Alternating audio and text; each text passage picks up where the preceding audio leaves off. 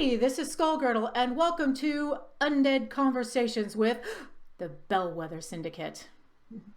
Okay, will y'all introduce yourselves with a short synopsis, because if I do it, it'll take 3 days to get through it. Me first? Okay. I am Scary Lady Sarah Rose Faith. Long mouthful, two names combined to one. That's my identity in the Bellwether Syndicate, and I play rhythm guitar and do some vocals. And I'm William Faith. I play guitar and sing in the Bellwether Syndicate, and yeah, that's me. Right, because we're actually here to talk about the Bellwether Syndicate, not the humongous body of work that you guys both have. Which, honestly, I was talking to William earlier. I was like, I'm nervous because I haven't memorized your entire career. And Sarah, because you're a DJ, a lot of the things for your career is trying to find the flyers and events, and a lot of it is gone, deleted. I can't find it. So internationally well-known goth musicians, and also internationally well-known goth genre and related genre DJ. Did I cover it? I didn't cover it. And I know. Well, there's also we're both DJ as well, so that's both right. And that kind of brings me to the Pirate Twins, which is where I could find almost no information except you formed the Pirate Twins in 2016. Actually, Pirate Twins date back to, I think, about 2012 is when we started doing that. And maybe 2011 even. But yeah, that was when Sarah and I decided to team up and start doing events together because. DJing. Well, it's working out. It's working out. So I found incorrect information, the little bit that I could find, because when I looked up the Pirate Twins, I found pictures of Sarah. It was I found like the one event that's on Facebook now. Is that this evening? Tomorrow. Is that the Pirate Twins? Mm-hmm. Okay, score. Yeah, because I have so many. I have so many stream DJ events right now that I just keep signing up for all of them. And I honestly can't figure out which is when. I just wait for the notification. I'm like, yay, and I connect. So, yeah, y'all, that just tells you. Everybody had that idea at the same time. Yeah.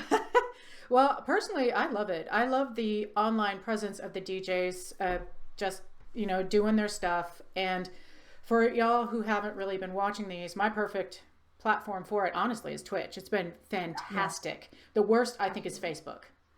Oh god, no! There's no comparison with Twitch. It's right. Absolutely leading the charge. There's nothing but the video and audio are superior. There's just no comparison. It really isn't. Agreed. And you can switch from room to room relatively easily. The chats are easier. The drag time is less. Everything about it is fantastic. But what I'd really the ability to multi-Twitch and get people together in a room, I mean, it's unparalleled. Agreed. Absolute agreement there. And what I'd kind of like to see is some of that continue after. I mean, I personally don't want everything to go back to normal, if you know what I mean, because normal sucks ass. We can do better. But I'd like to see some of that online DJ presence, because it is something when you can't go to a goth night, you get some of that feeling. You get to see the DJ spin live, because it's not like a playlist, y'all. It's just not like a playlist. And also, for people who are really isolated, they can get just that little bit closer to what a goth night is for the rest of us who can actually go. So how do y'all feel about that? I mean, you're nodding. The same. Yeah. The first one that we did since the shelter-in-place orders was the live stream version of my long-running club night Nocturna.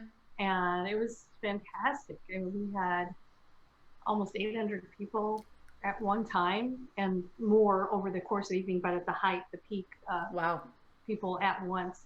And normally when we do it live, we have about 400 people, except for Halloween. Live meaning in person. Yeah, live in person. In an actual venue. When we do Nocturne, I'd say about 400 people, which is great. But to double that was more like our Halloween Nocturne, which is exceptional. But to have that just in April was amazing. And there were people not only from Chicago, which is of course where we're based, but absolutely all over the U.S. I think I counted like 8 or 9 different countries. Ooh. So a lot of friends that we see either once a year at Wave Gothic Trek-In, or when we travel or when we tour. And like you were saying, a lot of people who just for whatever reason don't go to clubs. Either they have a physical disability that prevents them, or social anxiety, or they live somewhere nowhere near an actual city, so they can't get to them. Or their lifestyle challenge, they've got kids and stuff. Mm-hmm. And so their ability to go out. And so that we were seeing in various events that we've done since quarantine. Mm-hmm. We've had people that have always wanted to come to one of these events that have never been able to, and then so they're really, really chuffed that they're able to be there now. Yeah. Oh, we'll definitely continue some semblance of it. Some version of it, yeah. Oh, y'all, I am very excited about that. It's been wonderful. I'm amazed at how the first people I saw when we all went, I call it the sequester and the plague. It's just, kind of I think I'm funny, but it's how we deal with something horrific. But to see that the people who are kind of the most negatively affected were the first ones to step up and try to help everybody else. I'm talking artists, musicians, burlesque dancers, people who make their living through the arts and who work for themselves it was immediate. It was, this is happening. And that same week, working with Obscura Undead, I have a job that I can work at home. I'm very fortunate. But we did 4 live streams that first week. And we started seeing the next week is just everybody is doing live streams. They're giving away Name Your Price. Artifact Records has brought that back a couple of times. Bandcamp, who is one of the only streaming services I know of that's given any discount or any help whatsoever to their artists. And I'm a huge fan of Bandcamp. They're waiving their fees so that those of us, I am not going out to dinner. I am not going to bars. I'm not doing any of that. So as a person who's able to help and throw my money into those arts, I'm appreciative of the opportunity and appreciative of people doing what they can, some of the hardest hit. So, thank you. Thank you. It's amazing. Yeah. We're kind of like, well, what else would we do? We have effectively lost all our jobs, which is DJing and playing in our band. This is our job. So we were called off the road. We were in the middle of a tour with supporting Finance IMOX, and that came to a grinding halt just over the halfway point. So it was very immediate and very real, and the way tours function, these are economies of scale that only really pay off in the latter stages. You're still paying off the early expenses for most of it, and then near the end is when you actually, tend to see a little bit of money or whatever's going to make you solvent. But in this case, we were just over halfway. We hadn't even gotten to that point yet. So it's torpedoed our finances and just, and made things really, really rough. So consequently, coming back and getting into live streaming and planning all the stuff out that we've been doing, we've been really, really, really fortunate. Good. That we've had a lot of community support, and that everyone's come out to, and has helped out a great deal. So we're really, really deeply grateful. We just ask for tips. We don't require, of course, anybody. And Well, it's been wonderful. I don't know if I've seen any that require. I know that there's a music festival I think you have to pay for. I forget which one it is, but I haven't seen anyone require. And I have seen in every live stream I've watched, I've seen people giving money. Yeah. So it's band that I wanted to see. Charging $12, which is not bad. Right. And I missed you guys' show on the 13th in Dallas. I had tickets because, a lot of people didn't go. Nobody else would go, and I have anxiety at the level where I can go to a crowded place, but I can't do it alone. And I couldn't quite make, and I knew it was going to be low attended. I think at Club Dada, if I remember. No, it was a place I haven't been, but I cried.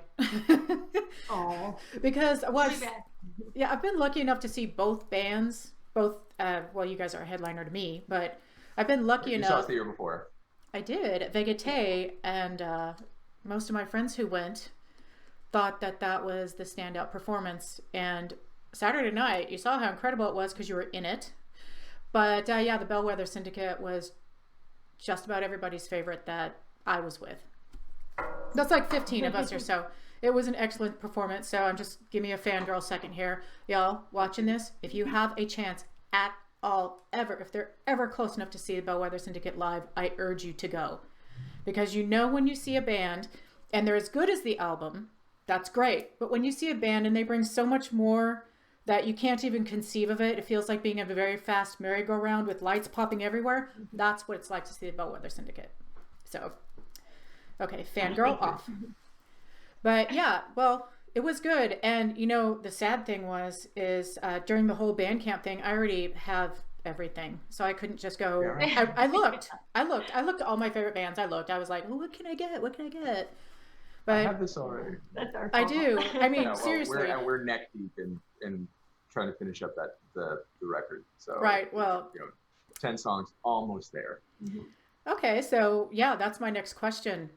Do you have any kind of ETA, because a release date itself, that's malleable? Well, with the comedy of errors that has led up to this point, I've ceased giving ETAs just because every time I do that, something else happens, to us, and then we wind up having to kick that can down the road even further. Life has definitely thrown us a few curveballs. For those who had contributed to Kickstarter, we posted about it. But after we got home from BET, this was the time when we had a flood in the space that we lived in, where our studio was, and lost a bunch of stuff, and it getting back to working was a months long process, and right. We filled an industrial dumpster full to the top. It's terrible. With stuff. And so, I mean, so every time, we give a date, something else comes up. We had to move to a new space, and then just so many different things that have happened. But since quarantine, we've been able to really focus and lock down and get a lot of work done. So things are, coming along swimmingly. So the one thing I can confidently say is definitely before NDO. That's a fail-safe catch-all. Right. So probably well ahead of that, but just to be on the safe side. Right. That's actually what I was looking for. I'm like, what season do you think it'll be? I work in software, so ETAs get scary. So we try to give a huge, like a 3-month estimate space. Definitely. Well, this is a full-length album, so that's a lot of work. And yeah, it's 10 songs. All right, so that's really exciting that a new album is coming out, just so everybody remembers, a new full-length album. As a lover of full-length albums, that's very exciting to me, because I'll buy an EP. I don't generally buy singles. I listen to an album, like start to finish. I want to hear the whole story. So the lowest I'll usually go is 4 songs. I have like 3 exceptions in my entire collection. But I did buy Republic thinking that it was an EP, and then it was 1 song, and I was like, oh, yeah, it's a good song though. So I'm just going to ask this because it's hilarious having seen the lyrics. Is there a little bit of a political bent to some of your lyrics, some of your music? We were talking about death rock and politics, and I laughed out loud. Well, some of it's political. I was like, are you fucking kidding me? It's like almost all political. So yes. Yeah, very much. Absolutely, 100%. Are you feeling the chilly bowels that the Republic is happening? Well, we weren't really looking to be so prescient about everything with that one. It wasn't a game plan, but somehow the way it's played out. At the same time, it's as easy as it is to get, really negative about it. The parts that I'm most heartened by and happiest about are really seeing people pull together, and a lot of really, really positive community efforts going on. I've seen a lot of people reaching out to others, providing services, providing support. So in my view, the best parts of what that song was warning about are actually, present and accounted for. And that makes me happy. That gives me hope. Right. It is nice to see, as much as we're seeing people get shot for being asked to wear a mask, I think that we're seeing as many or more people who are actually standing up for each other, and I hope that we take it forward, trying to make the world a better place, trying to live with what we have right now and to minimize the suffering, because the suffering is not just the people who die, and it's not just the people who are getting sick and have like permanent issues. It's the society as a whole. Anyone who's vulnerable, anyone who's not able to work, the people who are working are being worked half to death, whether it's online or in person. And I've seen some volunteerism that is, again, incredible, because you don't know until you're tested. And I mean, nobody really wants to be tested like this, but I agree with you. It's nice to see, as irritated and pissed off as I get at the news, and sometimes you have to just leave your Facebook alone because that's all you see is the next news story and it's too much. But to see people who are just helping, like we have neighborhood people going around and making sure that there's food delivery and medication and stuff for people who can't go. I mean, just little stuff like that, and it's constant. Yeah, definitely here too. We have a really nice system of neighborhoods in Chicago, and each one is definitely its own community, and we're in a couple of the community groups online, and people are doing all those same things. Right. And see other people reaching out to each other in areas of mental health and things like that, saying a lot of people are posting, hey, if you're isolated or you feel disconnected, you need to connect to someone. Here's my number, call me or DM me, and just reaching out and providing support for others who are might feel really isolated and detached. So I mean, I've seen so much of that, and I think that's what it's all about. Right. And I think to myself, because I live by myself, me and 3 little Nelly dogs, and I have a good support network, so I can get on Skype meetings. I've got the live streams. I get to interview you guys because we're not in the same room, so I feel okay. Plus, I'm older, so I'm more settled with being able to be by myself. But I still have those moments of crazy, and I feel good when I see stuff that people actually will talk about, whatever mental health issue they're having at the time, whatever condition is flaring up, and how many people are more supportive. Instead of just seeing like this lone shouting into the wind, you're actually seeing people come back with empathy instead of, well, at least it's not blah, blah, blah. Because, we see a lot of that. Real empathy. And I hate that it's hardship, but it's a beautiful thing. So, okay, I wanted to ask about Nocturna. Nocturna has been going on for a long time, right? That's the one that's been going on for 30-something years? It'll be 32 years this year. Is it the longest? Almost in our 32nd. Is it the longest running in the U.S.? Yeah, as far as I know, and I have checked frequently myself to make sure I'm not making false claims. The only longer running goth club night that I am aware of is Slimelight in London, England, and that is by less than a year. We both started in 1980. Wait, 1980 what? 88. 88. Okay, I heard 1980. I was like, surely not. No, I'm old, but not quite that old.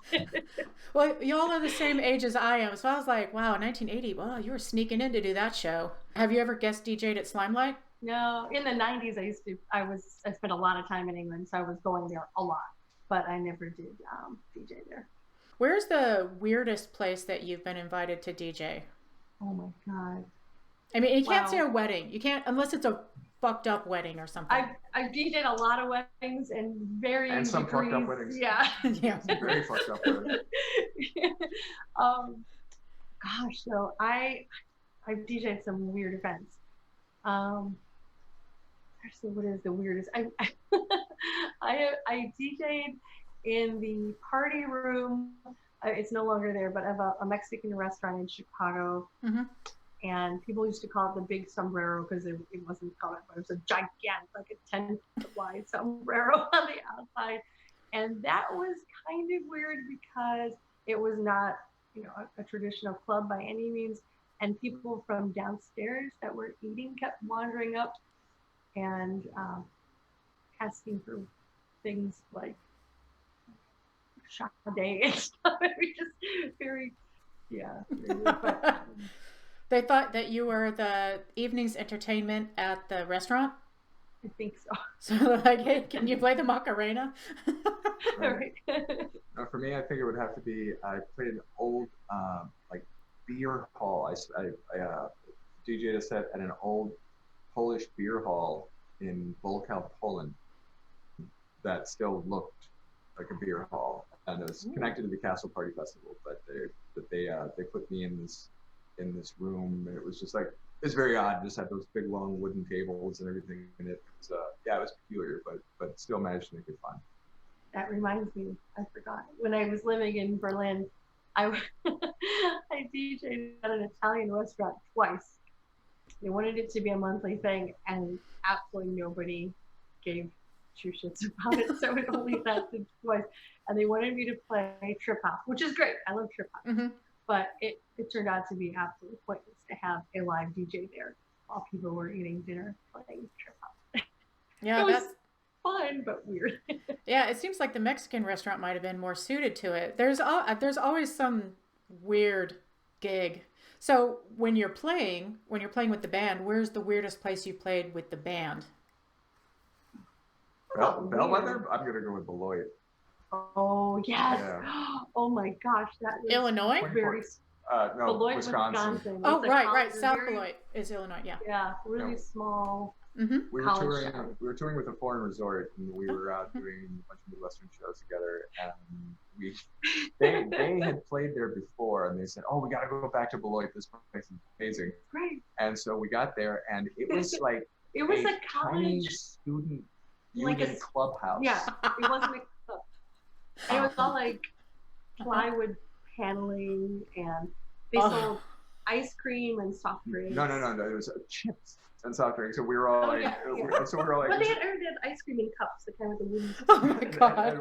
And so we were all like, "Hey, are we getting any food?" They're all like, "We can give you some chips." Oh my god! Like, okay, all right. And there was no stage; we were on the floor. No, it was a one step up lip stage. It was about 6 inches tall, essentially. And the ceiling was like right here, and oh my god. So it was like playing like a weird basement in the 70s. But at the same time like some kind of like lodge clubhouse. It was just very, very weird, and there was a handful of people who were drunk and into it, but we had like 5 people we know drive there. Some people from Milwaukee that we know, Madison, around. And then it was just drunken like 18-year-old college students who had no idea who we were. Kind of cared, kind of didn't care. Yeah, that was for Bellwether. That was the weirdest one. That is weird. Was your Sarah? Was your hair brushing the ceiling? William, were both y'all's hair brushing the ceiling? Close. Very close. Yeah, it was. I remember I was playing with the lights because they had like some fluorescent light bar on the stage with a switch, and so I was just kind of singing and kept pulling that thing. Yeah, it was very, very random and bizarre. Making your own strobe. Yeah, right. That was as much as they had for lighting effects, that's for sure. Right. I think I saw the Foreign Resort at Vegate last year. Right? Same band? Okay. Mm-hmm. Yeah, from Denmark. Okay. Why Beloit? How did they wind up in Beloit? I'm like, how did they afford to come to the U.S. first? Because we have that ridiculous tax. That's the Denmark Cultural Ministry of Cultural Affairs. They give so much money to all these events. They've toured the Foreign Resort toured the U.S. many times. Extensively. Yeah, that would that'd be a dream come true here. Oh, gosh, it's about more. Yeah, well, yeah, but no, more than any other European band I've ever encountered, they've had a lot of support, and they've used it. They've toured a lot over here. Yeah, right. And so prior to that, they were just going. It was really slapdash and just support from friends. Say, oh, you should try playing here, and they'd go anywhere. And so Beloit, they that was a thing for them. We're all like, Beloit? We were just really, really surprised. Right. But we managed to have a good time with it. Right. Well, that's the important part, is having a good time, because you're not always going to get the audience that you're hoping for. So just have a good time with whoever is there. Exactly. So is that the smallest show you played as the Bellwether? Oh, yeah. No.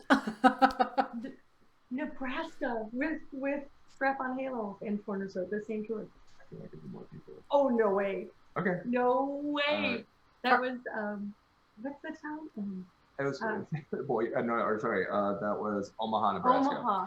It was a total country shit kicker bar. It was a sports bar, but there were like, for us, there were people at the bar drinking who'd probably been drinking there all day, who were not there for any music, no matter what it was. They were there for the cheap beer. And Strap-on Hail, Cornerzilla, and the Bellwether Syndicate. I suppose we remember it differently. I feel like Beloit was lower for the attendance, but that was crowded. It was crowded with. It was a like jumping around. It was a phone booth. Yeah, but it was a crowded one. This is Zola. Zola. Yeah, you're always welcome to bring your animals in. Honestly, on YouTube, people, when the reality kind of sets in, I think people appreciate that because of the platform. Like, I know we're seeing a lot more slick. I mean, this is the color of my walls. This is not a slick background. This is some stuff I put up there that people are kind enough to send me so they can see it when they see me. I don't do slick. I just, there's enough. There's enough. I would rather do underground, I guess. Somebody labeled that. They're like, what you're doing is underground. I'm like, good, fine, that's cool. So the human element goes missing in a lot of those things. So keeping it real, I think, is essential. Right. So you're labeled the Bellwether Underground. Are you still using that label? Because I thought I saw that Republic was on a different label. Yeah, we shifted. Bellwether Underground was just kind of a vanity label because I have an aversion to labels at this particular point in time. Fair. Just owing to a laundry list of experiences and having run several of them myself. I just kind of wanted to keep it simple. And then just when I think I'm out, they pull me back in. Some former partners of mine from back in the Test Records days, in the very early 90s, we kind of looked at, as we were starting to work on some of the new Bellwether stuff right around the time that Republic was being recorded. I noticed that my old friend and partner, Clovis 4, you'll see him online, Roman numeral 4. He was still around and doing photos and graphics. And when it came time to mix and master the recording, I reached out to Chad Blinman, who had been a producer and engineer that I'd worked with a lot in the early days. And then I was also producing records for Autumn from Minneapolis, who I produced for back in '96, their debut album. And so when I did the math on that, I was like, well, wait a minute, Clovis, Chad, Autumn. I was like, this is the old Test crew. This is all the people who were active at that time. And so in the case of Autumn, those are exactly the same people that worked on developing that album back in the 90s. So what we did is sort of made a little bit of analog of what Test was. So I came up with Set Records, SETT.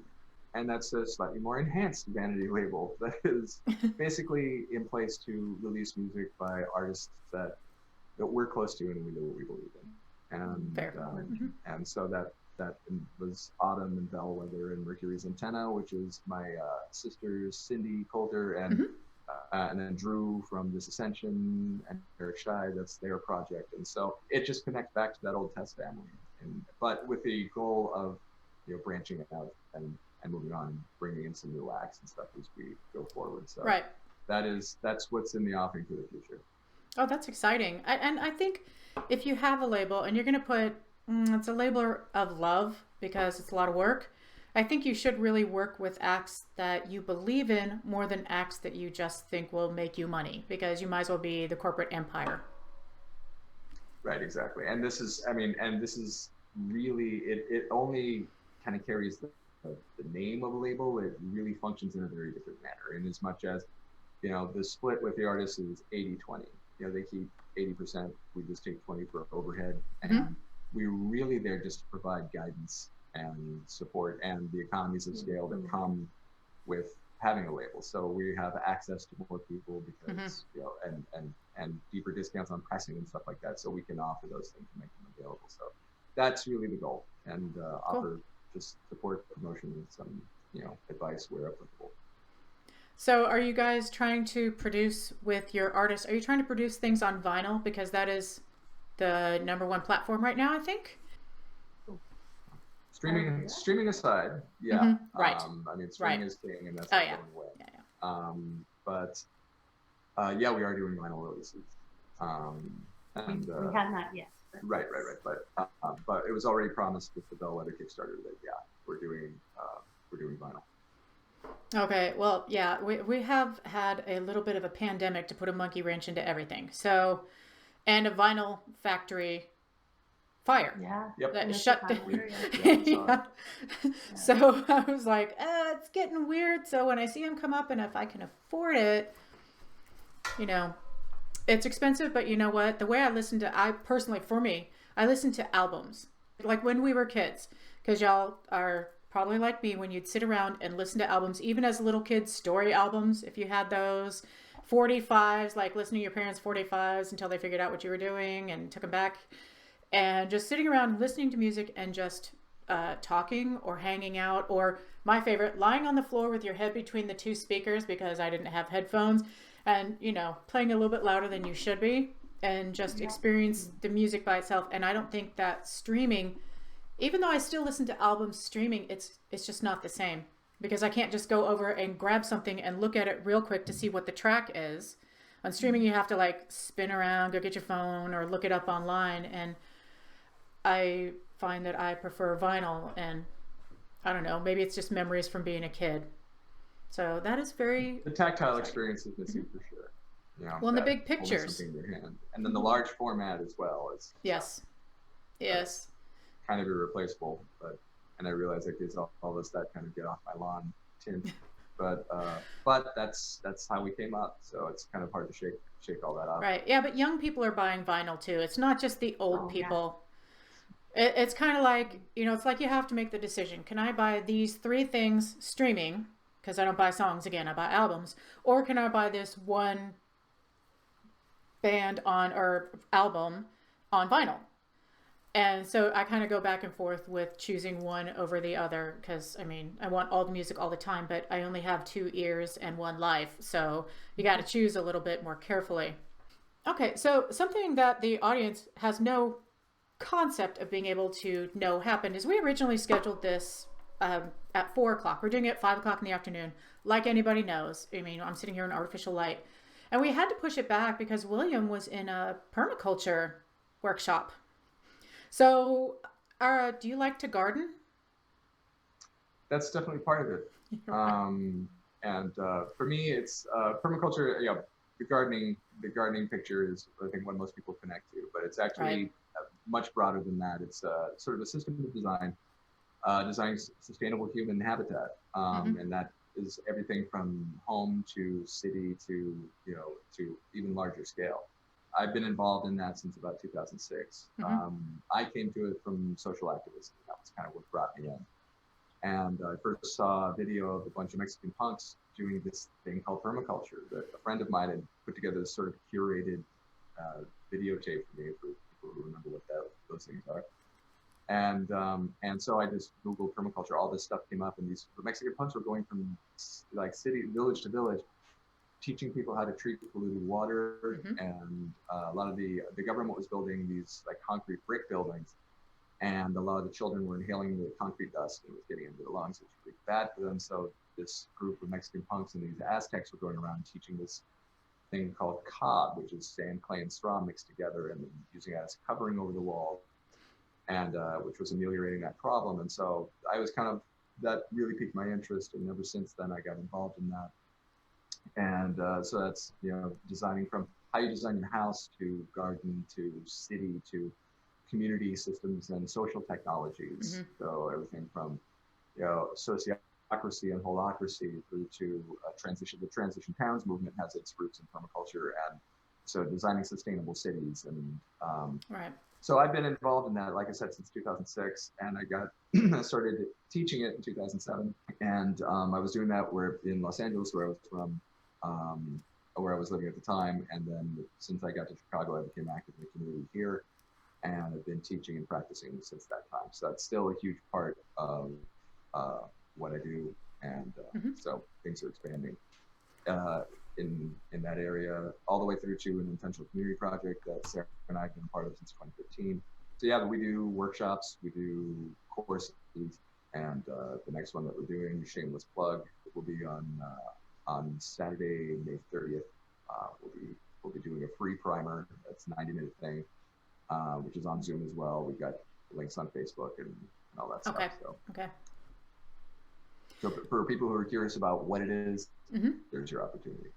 So what is the largest self-contained permaculture city, town, community in the world right now? Well, largest scale of project that I've seen. I mean, like I said, I've seen designs for things as small as a little nature strip, or parkway, by the street, all the way through to I've seen a massive land restoration that was in the Luz Plateau in China, where there was a massive issue there surrounding erosion through animal agriculture, where they let goats come out and goats and sheep come out and basically pick a number of neighboring hillsides bare. And then when the monsoon would come and the rains would just start washing all the silt down into the river at the bottom, where they were developing these thick mud mats that actually became tourist attractions, where people would walk on these mud mats on top of the water without realizing what it was indicative of. And so consequently, it was, they were in really dire straits. It looked like this, desert, this like moonscape, after a period of time. So at the behest of Dr. John D. Liu, Liu, a couple of really inspiring YouTube videos on this. One is called Green Gold. The other is called Hope in a Changing Climate. And again, that's John D. Liu. He came in and documented this, and a group of permaculturists came in and began this massive restoration program. And they did some machinery, mostly hand tools, got the locals involved, and basically restored a landmass the size of the state of Maryland. And the before and after shots are absolutely awe-inspiring. So whenever people say anything about climate change is irreversible, we're past that point, I always point to this. This is what's possible, with political will and social will. Well, we're seeing it now anyway, with the dolphins coming back and animals coming back to the cities that are kind of abandoned after like 2 weeks. Yeah, the urban wildlife has been just off the charts. It's crazy.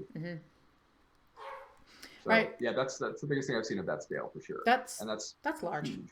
That's really big. I have actually been to something that could be described as permaculture. It was outside of Santa Fe in New Mexico, and I went to a pagan gathering. I don't even know if it was specifically Wiccan at the time, but it was an old sulfur strip mine. And the man who lived there lived in a mobile home that was slowly being reclaimed by the land. It was fine. It had no door. He didn't need a door. He didn't care.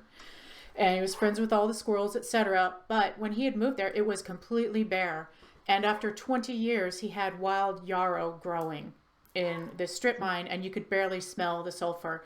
And it was really amazing when you saw it, because you could still see the shale on the side of the hills and stuff like that. But what he had managed to do as one person living in the land and carefully trying to bring a little bit of wildlife back, and the natural flora and fauna was astounding. He was like Gandalf when you saw him hanging out with the squirrels, would come and hang out inside of his camp or whatever. He did composting, movable toilets, outhouses, and having used them, you'd think you'd be like, ew, gross, but seriously, y'all, a portalet compared to a composting outhouse?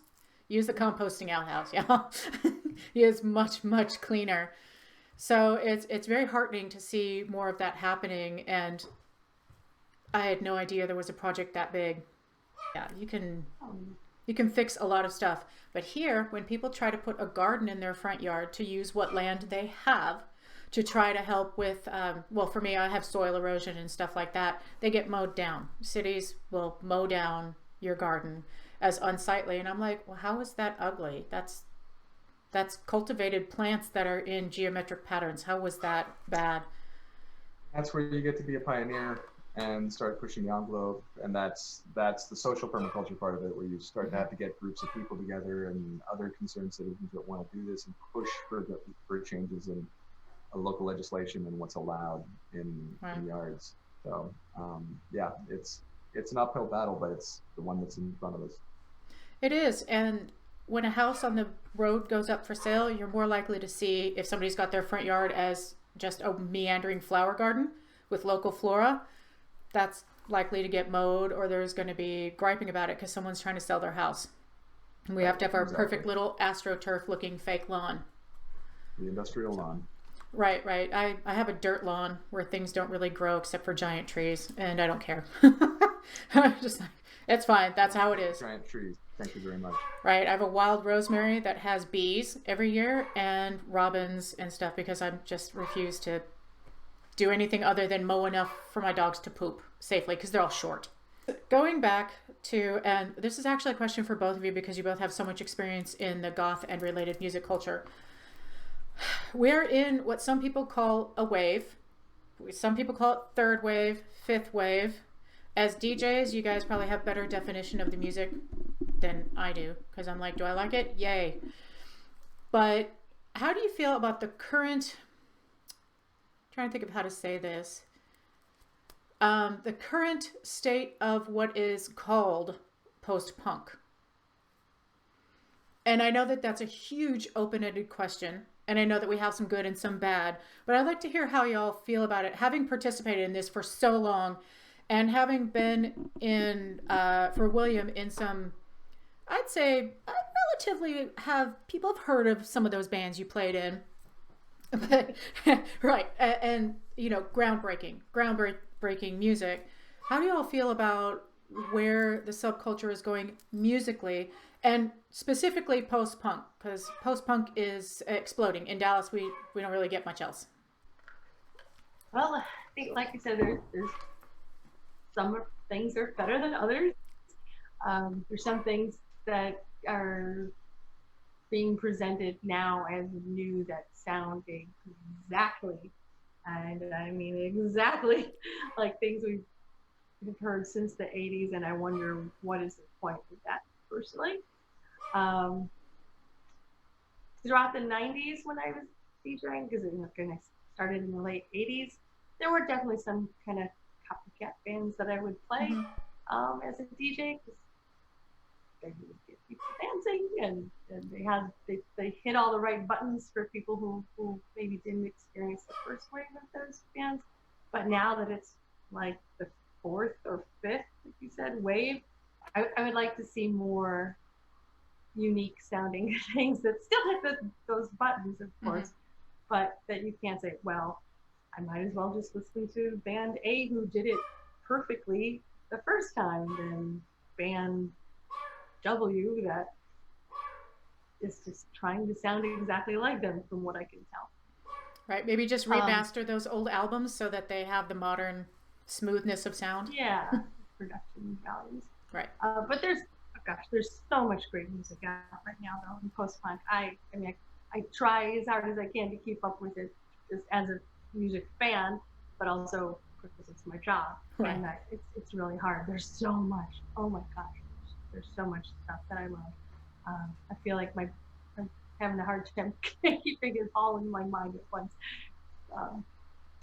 It is exciting. I think, of course, the internet changed everything as far as subculture and scene and sharing music and whatnot. And it's very, very, very different from how we came up. Mm-hmm. But the fact that, all of a sudden I get 400 people at my goth night again is great. It's done in fits and starts and waves of attendance over the years. And it's not like it was back in the old days, but that's all right. It's doing great. I would still like to see more younger people in at least the U.S. scene get involved with stuff. There's some. We have an influx of, like, my club night is usually 18 and over. Of course, that's just kind of another nice thing about live streams. It's all ages all the time. Right. You don't need an ID to do it. But the 18 to 20-year-olds that we get, it's a pretty tiny percentage. There's some, and they're awesome. But I wish we would get more. Yeah, I find the younger people study the 80s culture. Oh, it's weird, right? Okay, I'm sorry. It's looking at goth as an academic subject is always boggled my mind. I've read some books on academic books, right? But I don't see the point. I think it's not just live it. Just if you're if you want to be goth, and You don't have to study it or there's really no doing it right or wrong. You're just doing it. It's a lived experience. Yeah. It just is. And, right. Yeah, and so we differ slightly. We connect on way more than we differ on musically. I'm an unapologetic music snob. Oh yeah. And that's fair. And I think being on the creative end of it, I require more from artists than I'm generally getting, and that's so consequently I'm a lot more critical of stuff that comes out. And the worst thing, the absolute kiss of death for any band with me is as soon as I notice that they're trying to sound like someone else, that there's effort in trying to ape another style that is not theirs, plainly. And I find that if I can sum you up in one or two bands, you've really just, lost my respect. And like, yeah, you're doing this and that next, and I just can't be bothered with it. And some of those, and generally speaking, and this is dating back as long as I can remember, those are often the bands that are the most popular, that are attracting the most attention. And that's no different than the moment that we're in right now. That said, once I have to pull about 5 or more band names to describe what you're doing, odds are that you've had an original thought. And and you're so a little that's, like this, a little like this. so if I keep having to reach, then I'm touching on aspects of what you do, not who you are. So that's a very different ask. And I've got all the time in the world for that. All that said, I am never happier than when I find a new band that I'm really stoked about, that I think is just doing really, really good work. And I'll be yelling their names from the rooftops, when I do find them. So for every Actors, for every Drab Majesty, every Softening that comes out, every Woven Hand, all of these bands that just come down the pike and are doing amazing stuff. Then comes Silence, bands that are doing really unique work that has a signature sound that is uniquely theirs, and are also the whole package, because we are as deeply steeped in this aesthetic as we all are, that do you have the graphic presence, the sonic signature, physically your image, does it convey what you sound like? So things that touch on that, things that create entire worlds are what I'm really drawn to. And when a band has a complete thought like that, and I can really swim in what they're putting out, I'm never happier. And add to that if they can really bring the live. That's the other piece. A lot of bands do amazing work recorded, and then live it's like watching paint dry. And or they can't sing. That's the other part. Loads and scads of bands that come out, and as soon as they get out there, their singer just, they turn into Peter Brady, going through puberty. It's really bad, and all the dogs in the neighborhood start howling. Not a pretty picture. And so that bugs me too. But when you've got a band that delivers on all those fronts, that band is going to be around a while. That's a band that's doing something worth remembering. And those are the things I'm drawn to. That said, in this era that we're in right now, third or fifth wave or whatever historians want to call it, there's a lot of great stuff coming out. There's a number of bands that are just really doing it well. And so I'm really happy about where music is at the moment. I think that we're in a really good spot, and I'm very positive about it. Once anyone brings the R word into the picture, revival. Okay. I was like, which R word? Retro. That's where I jumped ship. Jeff McDonald from Red Cross once famously said, "There is no future in revivals," and I couldn't agree more. Well, so when people start, likening this to something that happened before, I'm out. It's weird for me when people say, "Oh, it's like a goth revival or death revival," because we did it the first time, and also we never stopped. So we're reviving it. It's just continuation. That's architecture, y'all. That's late 1800s architecture. Goth revival. Circling back to what you were saying, there's a lot of people that are looking at this as an almost Society for Creative Anachronism, Ren Fair kind of thing, where it's like it's putting on a costume and an attitude. It's not lived; it's sort of adopted. Correct. In fits and starts, it's almost like some sort of weekend warrior kind of occasional thing that you put on and take off. I've never understood that. That's not where I come from, and so I'm definitely, there's a massive disconnect for me in that mindset. But right, are you talking about like Instagram goths, people who are into the look only? That's, I mean, we haven't even touched on that one.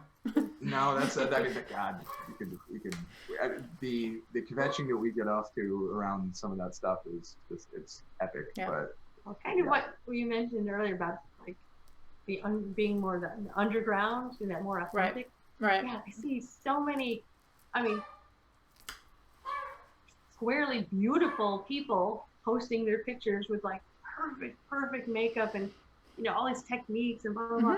And to me, it's like, okay, that's a pretty picture, and then it has no substance though, to me in a way. It's like, yeah, because goth, I don't know, both of us came from out of the punk scene. Yeah. And it was never ever about, oh my God, like my cat eye isn't the perfect thing. Oh my God. Oh my God. Or still in spirit. What are the social ramifications of this moment in time going to be 30 years from now? How will society look back on what you did at this show on this particular?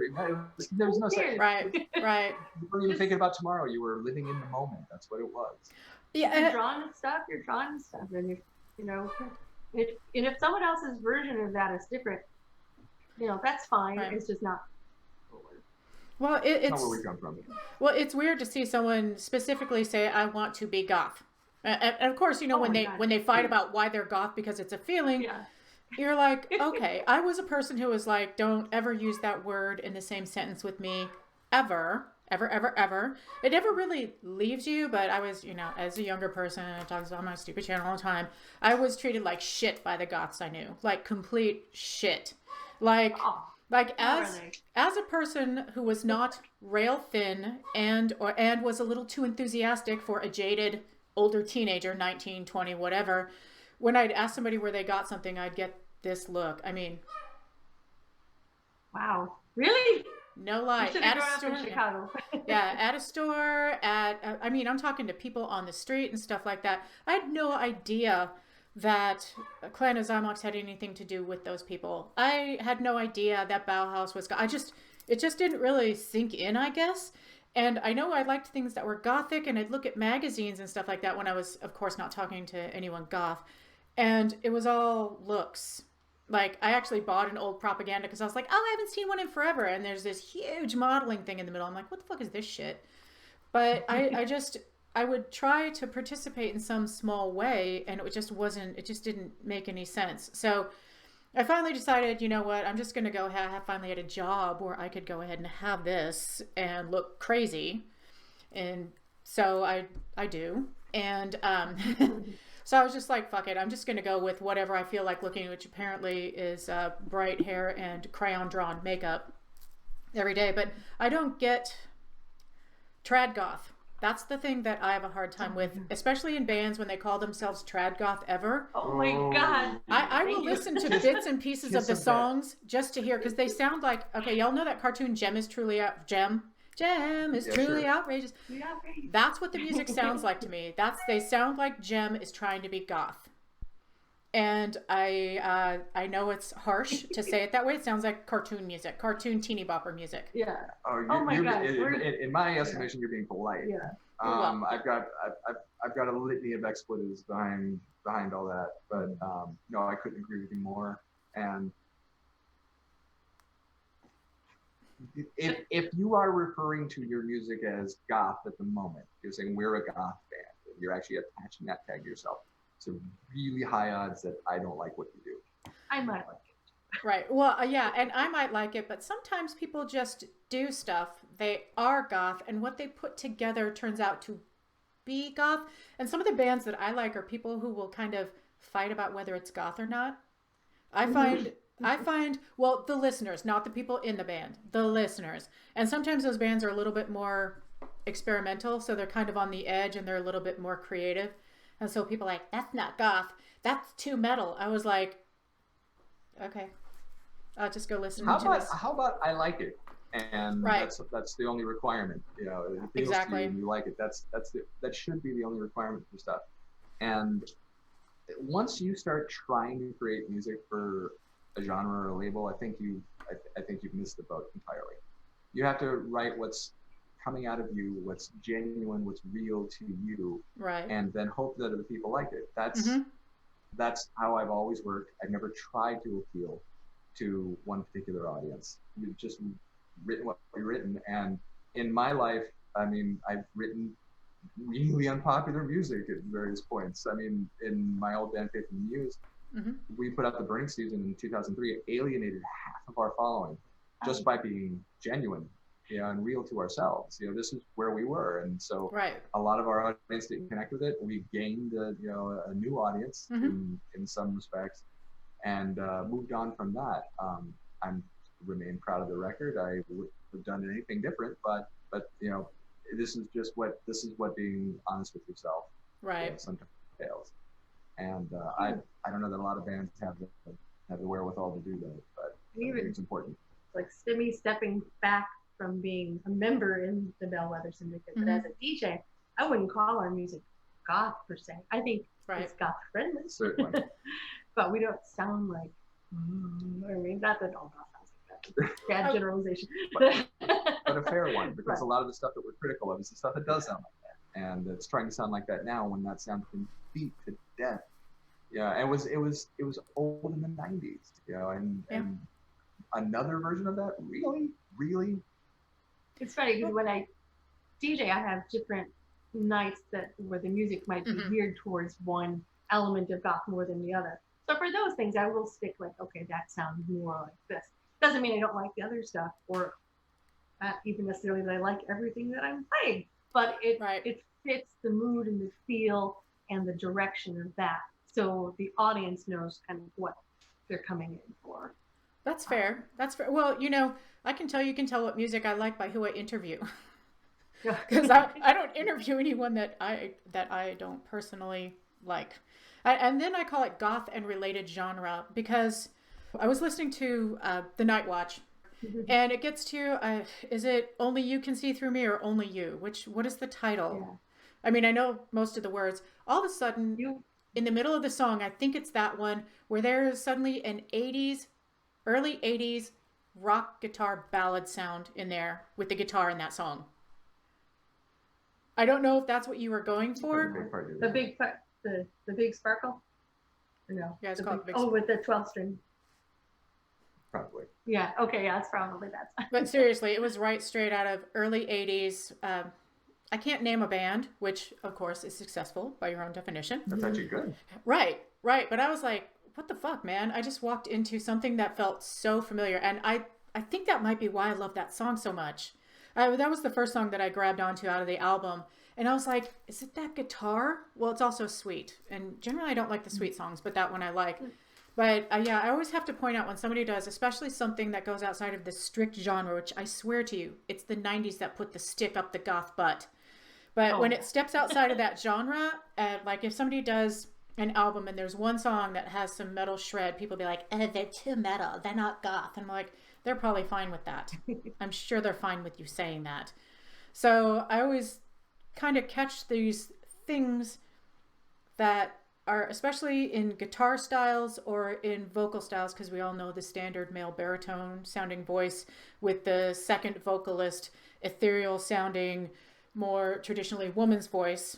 A lot of people go straight for that, and we hear a lot of that. But when you step outside of that, when you step outside with the vocal style, or like what you guys do with your backing vocals, is something I really love, because they blend like backing vocals should. They're not brought up too much where they kind of overpower. They're on key. Snaps for that. Most nights. And they do what they're supposed to, which is lift up the vocals in those places. So, but yeah, that guitar on that song stood out. Also, the sweet sounding vocals were very nice. But yeah, I don't think that the Bellwether Syndicate can be classified into a single genre or a crossover genre. I think that you were successful. Is the strangest thing for people who see us, some of the comparisons they say, we're like, wow, really? Okay. Or just like, oh, we would never have thought of, like, someone would. Houston. Said, oh, you sound like a combination of the Sisters of Mercy and the Beach Boys. What? Wow. What? We don't think we sound like either, but okay. Hey, if we could get their harmonies, I'll take it. But, right, but the Beach Boys were a thing. They're like a thing. They're the thing that everybody copied, aren't they? Yeah, pretty much. But whatever. But that combination, sure. but I mean, we are what you think we are. You know? Right. So we are what we mean to you. And that's all that it's supposed to be. Exactly. No one's supposed to take anyone's prescribed version of of what someone else is and either or destroy or alter that. It's yours. That's the whole point of music. It's what it means to you. That's all that matters. Right. Like some artists who won't share the interpretation of their lyrics. They're like, yeah, you're close enough. Whatever you think it is. I've had that actually happen to me. And I was wrong. I was way off. And they didn't correct it. They thought it was funny. Yeah, I've seen that work. I've also seen that fall dreadfully short in certain other somewhat political arenas that we won't go into here. Oh my God. Yeah. But yeah, that's the whole thing.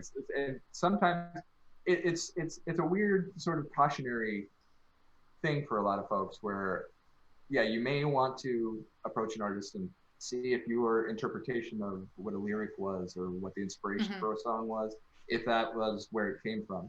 And then other times you may put that out there and totally completely blank and and opposite of where they were thinking. And sometimes that can shatter you. So it's that personal connection to the song that sort of determines whether you want to go there. One of my favorite instances of that was with Faith and Muse. We were on tour and we played a show in New Orleans. And there was a song called The Silver Circle on the second album, And When Beneath the Waves. And this one kid came up to Monica and said, hey, The Silver Circle, I was wondering, is that song about my bike? Oh, that's so cute. Because there was a song in the lyric, there was all gears and teeth, which was one of the lyrics. And then she was like, no, it wasn't about your bike or even a bike. Really, it was about people will come forward with ideas like that, and so I don't know if he went away happy or deeply distressed, but yeah, stuff like that does come up. But that's cute. I mean, that's cute. Was that a little kid, I hope? No. Oh, okay then. All right. No, that was a full-grown adult. It's 42. All right then. I was talking about, and I don't remember this from back in the day, but there's like a whole genre of post-punk that's not dark, and now you have to differentiate dark post-punk. Have you heard some of that? What is that band? They're famous. Interpol? Is that a band? Oh, sure. Mm-hmm. How do you feel about the less dark side of post-punk? Do you think that it's misnamed post-punk? I wouldn't say. I mean, not all of it was dark.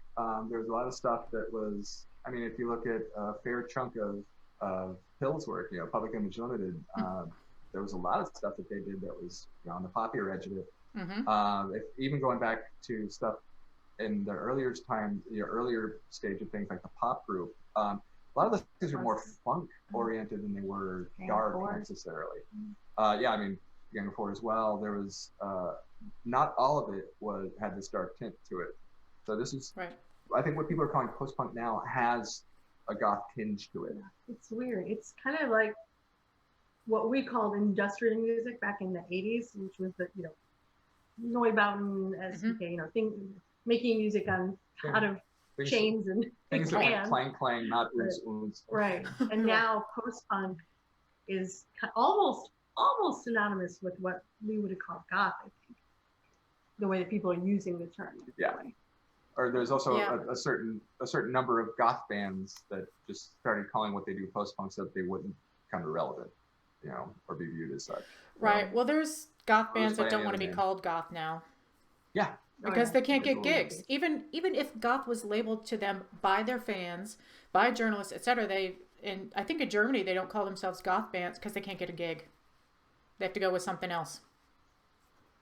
Yeah, I mean, at the same time, you've got the Wave Gothic Treffen and with the Gothic Weekend, and these other ones still have these heavy genre tags to them. But not that it's hurting VGT's attendance much, except for this year. But but that aside, I mean, to some extent, we're never going to shake the tag. It's going to follow us around because of our history. And I don't think you can been involved with Christian death and ever walk away from that. I don't think you can be named Scary Lady Sarah doing a night called Nocturna and never get out from under that title. Not that, again, it's not a big thing for us either way. People call us what they want to call us, and that's fine. I prefer to live in sort of a, very free form, place creatively. I think as soon as you put a box around it, things tend to wilt. So I just do what I do. She does what she does. We work, together on these things, and they are what they are. But I think it's for the people who connect with the work to decide what it is and what it means to them. I have no problem personally being referred to as goth. I think I am. It's not all that I am, but yeah. Right. But it doesn't mean that I'm making goth music. Right. Well, no one label can define a human being. You are more than the sum of your parts. No one label can define people, and that is why I have no problem with labels, because I have thousands. Mm-hmm. And they all combine to make a person that hopefully is kind of unique. That was the view in the 90s that I had at the time. I mean, there were some people that were steering away from the goth label. I leaned into it because in the 90s, that was a time where Diamanda Glass, Nick Cave, the Sisters, Christian Death, certain aspects of what Enya was doing, Dead Can Dance, Mark Almond, all these, I mean, God, just such a massive number of bands that were all comfortably existing under this banner, this sort of loose definition. And in that era, it was like, if all this is what we're referring to as goth, then hell yeah, I'm in. This is broad and diverse and different, and it encompasses the vast majority of my listening habits. The stuff that I like the most is like all kind of here and presented, and everyone identifies with it. So yeah, I'm in. And then it was, I can put it down to the year 99, when the great schism occurred, and all of a sudden this EBM. We had EBM on one side and the death rock revival on the other, and I wasn't interested in either. Because for Faith and Muse, which a band that prided itself on being this bizarre hybrid of things. Yeah. We all of a sudden were in the middle, going, "Hey, where'd everybody go?" It's like either you were going to do rehash late 70s and early 80s death rock, or you were going for 100% EBM thing. And the death rock thing, they're the first time, thanks. Don't need a revival. Right. Fair. And then with the EBM thing, it was never my thing to begin with. I mean, the early EBM stuff, sure, Front 242 and Nitzarab all day, but just the straight beat over everything is just not appealing to me.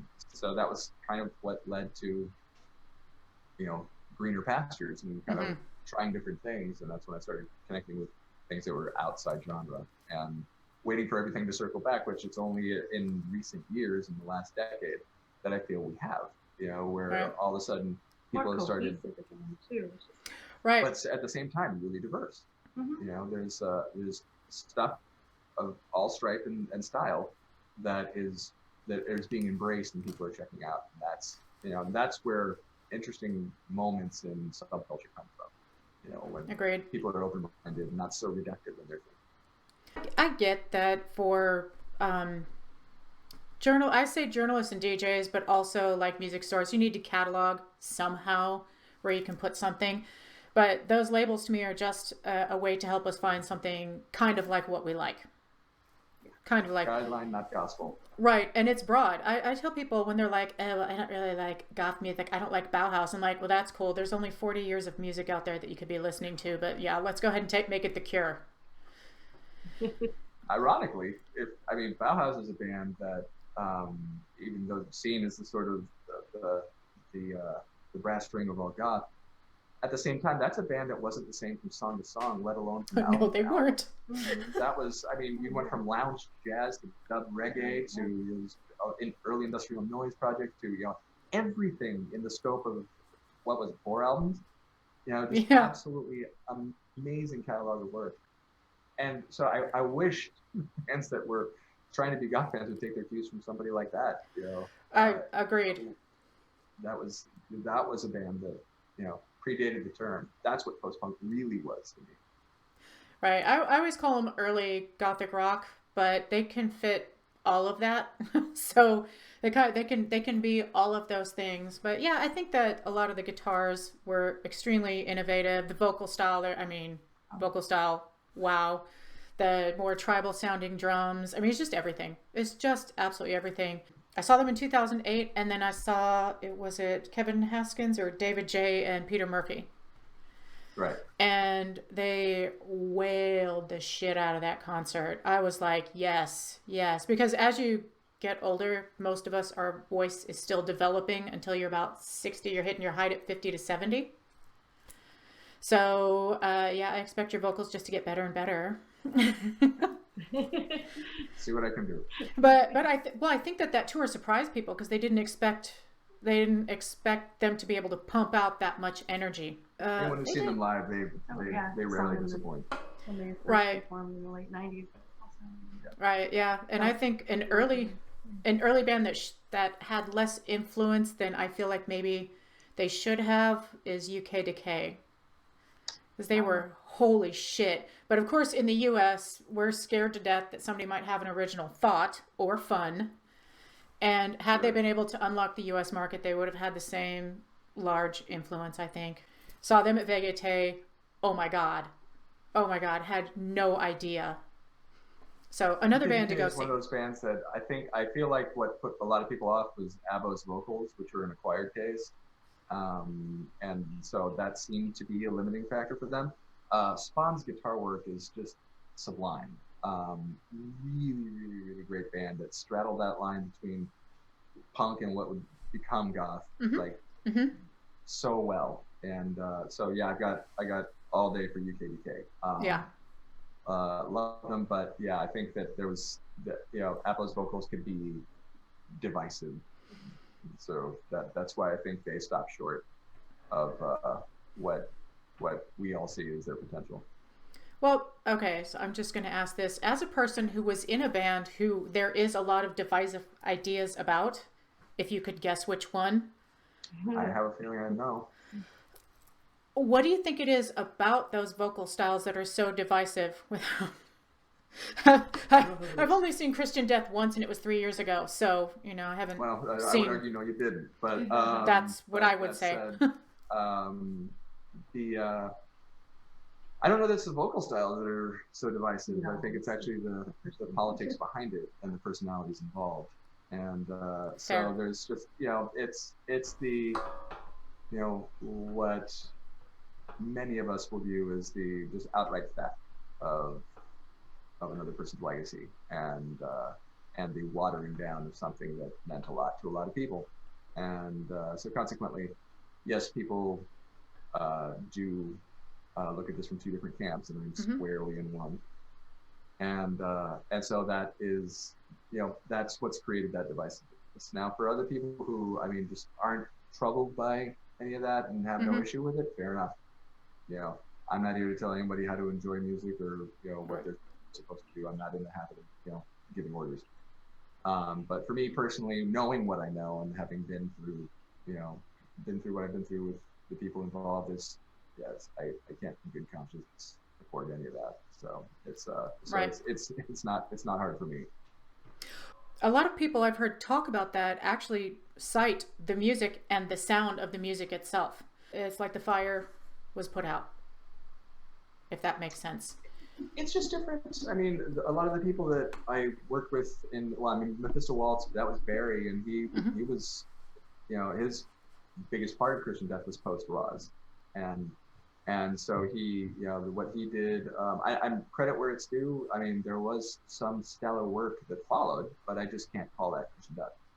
Oh, that's fair. I get it. There's some great songs, and in Mephisto Waltz, we were playing a lot of them. 7 songs that Barry co-penned in Christian Death. Those were always part of the set, so I got to know them intimately. And they were great songs. And Barry carried that off to great effect in Mephisto Waltz and whatnot. So that work stands on its own. But again, and I'm not taking anything away from Valor in terms of visibility. The guitar work that he did, that he put forward on Catastrophe Ballet and Ashes is amazing. It's really, really great stuff, very influential. And so I removed nothing from him as an artist in those albums, it's much more about who he is as a human being that I have trouble with. I was just wondering, just a little bit, because those people they are vociferous about that. They're like, oh yeah. And yeah, with the history and all that kind of stuff. So thank you for answering that. And if you come back, for me, but at the end of the day, it always comes back to the first album. Only Theater of Pain is a masterpiece and unparalleled. Nothing's come close, and that's why it stands out as my favorite album of all time. It comes up in every single goth must listen to list, because when you're trying to do research, you go to the interwebs and you start looking up best goth albums. And I figured out how to figure out the list. It can't have Marilyn Manson or Motionless in White. I don't know. It's a band I don't listen to. You can't overestimate the influence, especially of that particular album. So what other bands do you feel that you can't overestimate the influence on the umbrella of genre that we listen to today that people call goth, that we haven't mentioned? As DJs, I know y'all have a lot. Yeah, I mean the top 5 that are endlessly copied. Of course, we talked about Bauhaus and Bauhaus. Mm-hmm. Of course, Sisters of Mercy. That's probably the number one. Really. Yeah, I in my music collection for DJing, I think I probably have 57 bands that really, really want to sound like the Sisters. I think you're going light. And that's from, the 90s. Mm-hmm. Wow. Mm-hmm. Of course, Joy Division. Mm-hmm. Same thing though. I've had so many bands that really, the last 20 years really want to sound like Joy Division. Yes. Or at least they're so heavily influenced that they don't even realize maybe that they're. Yeah. That's a big one. I would say that's a really big one. Modern bands really like Joy Division. Mm. Oh my God. In fact, I have a folder called Bands That Really Like Joy Division. Oh, fantastic. That was painful. Yeah. Not as many with female vocalists though. I mean, of course, Soothing the Banshees. There's a handful of bands I would say that you immediately hear their influence, but not as many. It's the dudes that seem to really sound like the other dudes. The stuff that I'll look back on that I think is for me more impactful are the bands that influenced the first wave of what we would call goth bands. What at the time were known as post-punk. And that's the Roxy Music and Velvet Underground and Bowie and a lot of the glam stuff, which is huge part of my own influence. That's the stuff that I first encountered as a kid and got me into music. And so early Queen, T-Rex, Alice Cooper, Black Sabbath, a lot of those things that were going on at the time, and then some of the sort of early punk and associated stuff. So of course Pistols, Damned, and Clash were an influence, but at the same time I think bands like Suicide influenced a lot of these bands kind of coming in. Suicide were a huge. Suicide and the Stooges I think were two main Sisters influences, with a dash of Peru thrown in. Yeah. For good measure. The thing is, it's my whole sort of theory of the circle. You have this first wave of glam, and sort of outsider music that influenced that first gen of post-punk. Then the second generation of bands were listening to the bands before, and so it just keeps getting smaller and smaller, and tighter, until you've got some band that is going to be citing an immediate peer as their influence, and I've heard some. By that point, that's when you get to the center of it. That's about the time that it has to explode and start over. Right. And that's interesting that you mentioned glam rock, because that's one of my palate cleansers when I've listened to enough especially new goth music, trying to find stuff, and I'm like, no, I need a break, and I will go back to Roxy Music, David Bowie, T-Rex, Sweet, Slade, stuff like that. Iggy Pop, the Stooges, always a favorite, especially the Iggy Pop that I can't remember right now, where he's smiling like a school picture is the creepiest thing I've ever seen in my life. But one thing about glam rock that I think people underestimate the influence of glam rock on the subculture, because the gender identification changes and people men wearing traditionally women's clothes, women wearing men's clothes, not, just, I don't want to say free love because that's so hippie thing, but the idea that you can have expanded relationships, we'll go with expanded relationships, the lack of guilt for experimenting with some drugs and some sexuality. We still see a lot of that in the goth subculture. Of course, mainstream has kind of infiltrated some of that. But to me, that just means that glam rock had a greater influence than people think about or realize. And when you go back and listen to Nico and the Velvet Underground, I mean, you're hearing some things that have a direct influence on a lot of what we hear. And back in the 80s, I'm just going to guess you guys had the same. There was still David Bowie worship amongst goths. Like anyone who participated in what's now the goth subculture, what we call it now in retrospect, everybody loved Bowie. Everybody loved Bowie. Nobody hated Bowie that I knew. Cannot be overemphasized. Yeah. Agreed. Yeah, and I mean, for me, when you combine glam and punk, you get specimen. I mean, yes. it's very simple math, and so these things that they brought around this glorious freak show that, that we came to know and love, and so in the most direct sense, you get specimen, you get 66 Sputnik, you get these kind of, these kind of things. And then you add the darkness to it. You add a little bit more of the Velvet Underground, and maybe some of the Doors themes, and a little bit of Sabbath, and a little bit of Poe, and and then all of a sudden, that's when you start getting your Virgin Croons and your Bauhaus. Right. And you add some of the old Hollywood glamour aesthetic. You add a little bit of film noir and some of those pieces to it, and then this picture starts to emerge, and it becomes kind of more what it is. A little bit of the 1930s German expressionism, a little bit of Cabinet of Dr. Caligari, and then it starts coming to focus. Right. Existentialism and German expressionism were also extremely popular in the mid to late 80s.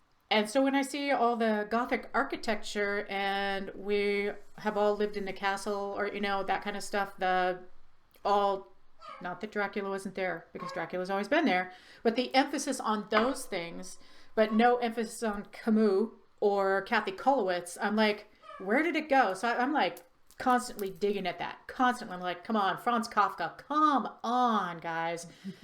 And you just kind of have a more expansive idea, because that stuff was all there, but nobody ever mentioned fucking Gothic architecture in 1987. Not unless they were in art class. So when I see people equate what is now the goth subculture to architecture, and I've actually seen that happen, I'm like, what? So yeah, how do y'all feel about that? Aside from smirking. Yeah, I have not run across anyone comparing the two or equating them. Good. It's a little bit of a surprise.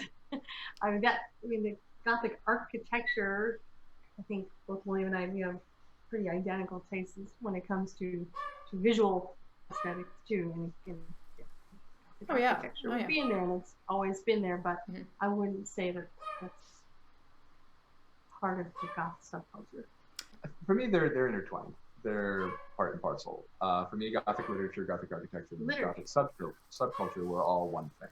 I mean, that's why we loitered in graveyards. That's why we did picnics, in cemeteries and things like that back in the 80s and 90s, and because it was connected to that an appreciation for that look and that aesthetic. And it's not to say that that one was that somehow you had to have this understanding of a flying buttress in the Gothic arch in order to be conversant in the subculture, but I mean those are a lot of the imagery that was being presented in music was very connected to that that kind of look, and the poetry and the prose that came out of it was connected to a lot of those writers, and for people who have read Poe in any meaningful extent, a lot of it was right there for you. And, right, that's true. So it was all intertwined and connected for me, definitely.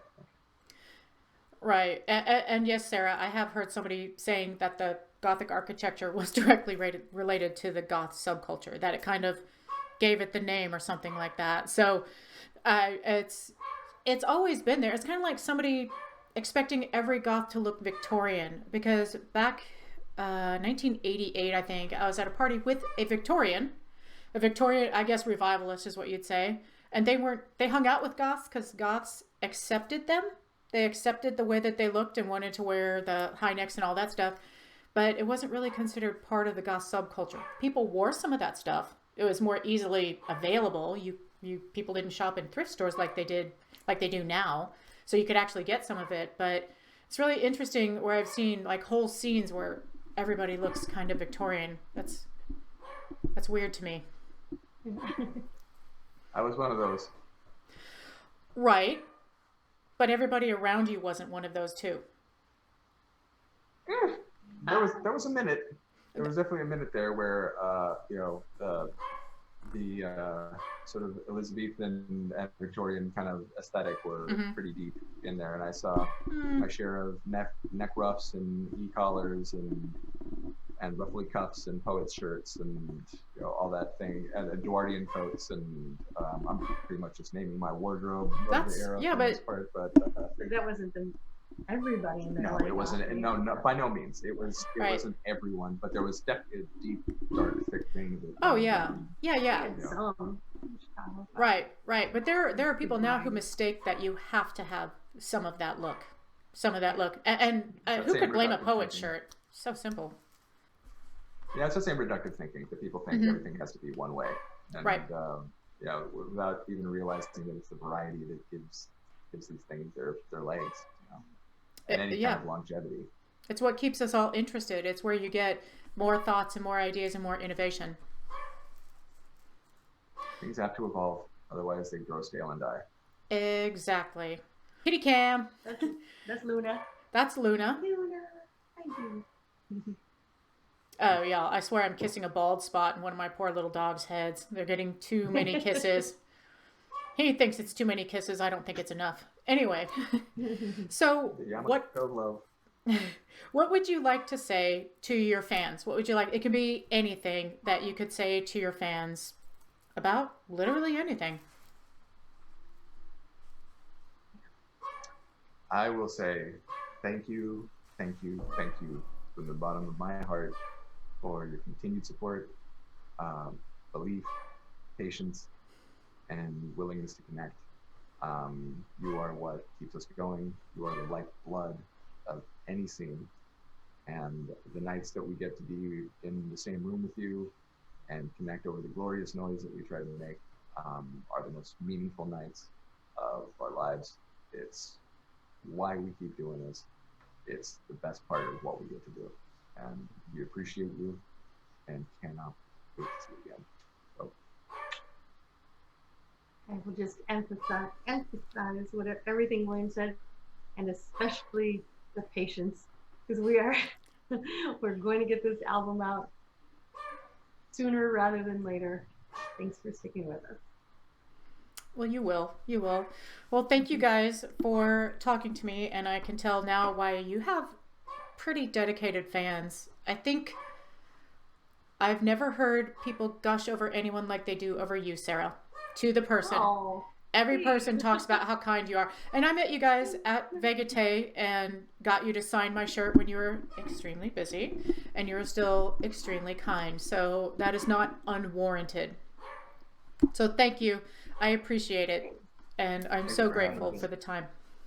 Well, awesome. So, hey, thanks for watching. Until next time.